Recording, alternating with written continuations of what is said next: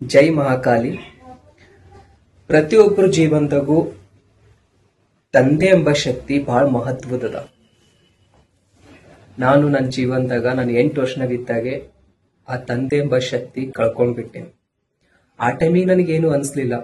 ಆಮೇಲೆ ಅನಿಸ್ತು ಪ್ರತಿಯೊಬ್ಬರ ಜೀವನದಾಗೂ ತಂದೆ ಎಂಬ ಶಕ್ತಿ ಇರೋದು ಬಹಳ ಇಂಪಾರ್ಟೆಂಟ್ ಅದ. ಎಲ್ಲರೂ ಅವ್ರ ತಂದೆ ಜೊತೆ ಸ್ಟೇಟಸ್ ಇಟ್ಟಾಗ ಅಥವಾ ಎಲ್ಲೋ ನನ್ ಹೊರಗಡೆ ನೋಡಿದಾಗ ನನಗ ಬಹಳ ಕೆಟ್ಟ ಫೀಲ್ ಆಗ್ತಿತ್ತು. ಅಂದ್ರೆ ನಮ್ ತಂದೆ ಇದ್ರು ನಾನು ಈ ತರ ಇರ್ಬೋದಿತ್ತಲ್ಲ ಅಂತ. ಯಾಕಂದ್ರೆ ನಮ್ ತಂದೆ ಜೊತೆ ಯಾವುದೇ ಮೆಮೊರೀಸ್ ಇಲ್ಲ. ಬಹಳ ಸಣ್ಣವಿದ್ದಾಗ ನಮ್ ತಂದೆಗೆ ನಾ ಕಳ್ಕೊಂಡೇನಿ. ಆಮೇಲೆ ಬಹಳ ಸಿಚುವೇಶನ್ದಾಗ ಬಹಳ ತರ ನೆನಪಾಗ್ತಾರ. ಈಗ ಅದು ನೆನಪಾದ್ರೂ ರಿಟರ್ನ್ ಅಂತೂ ಅವ್ರು ಬರಲ್ಲ, ಅಥವಾ ಅವ್ರ ಜೊತೆ ನಾನು ಮೆಮೊರೀಸ್ ಕ್ರಿಯೇಟ್ ಮಾಡೋಕ್ಕೂ ಆಗಲ್ಲ. ಆದ್ರ ನನ್ನ ಜೀವದ ಗೆಳೆಯ ನನ್ನ ಸುನಿ ಅದಕ್ಕೆ ಪರಿಹಾರ ಕೊಟ್ಟನ.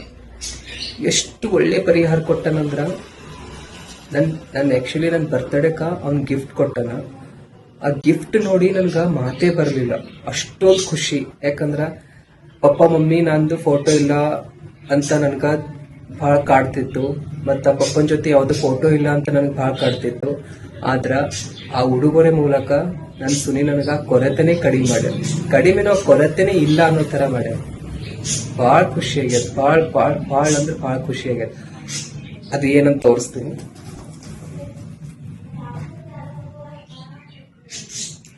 ಆಕ್ಚುಲಿ ನೀವೆಲ್ಲ ಈ ಫೋಟೋಸ್ ನೋಡಿರ್ತೀರಿ. ನನ್ನ ಬರ್ಡೇ ದಿನ ನನ್ನ ಸ್ಟೇಟಸ್ ಎಲ್ಲ ಹಾಕಿರ್ತೀನಿ.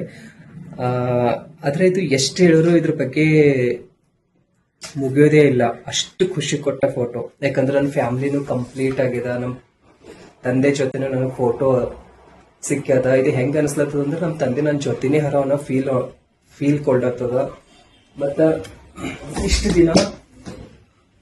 ಇಷ್ಟು ದಿನ ನನಗ ತಂದೆ ಇಲ್ಲ ಅಂತ ಒಂಥರ ಕೊರತೆ ಇತ್ತು. ಬಟ್ ಈ ಫೋಟೋದಿಂದ ಇವಾಗ ಅನ್ಸ್ತಾನೆ ಇಲ್ಲ ತಂದೆ ನಮ್ ಜೊತೆ ಇಲ್ಲ ಅಂತ. ಯಾಕಂದ್ರೆ ನಡು ರಾತ್ರಿ ಎಚ್ಚರ ಆದಾಗೆಲ್ಲನೂ ಆ ಫೋಟೋ ನೋಡತ್ತೀನಿ. ಅಷ್ಟೊಂದು ಖುಷಿ ಕೊಟ್ಟದ.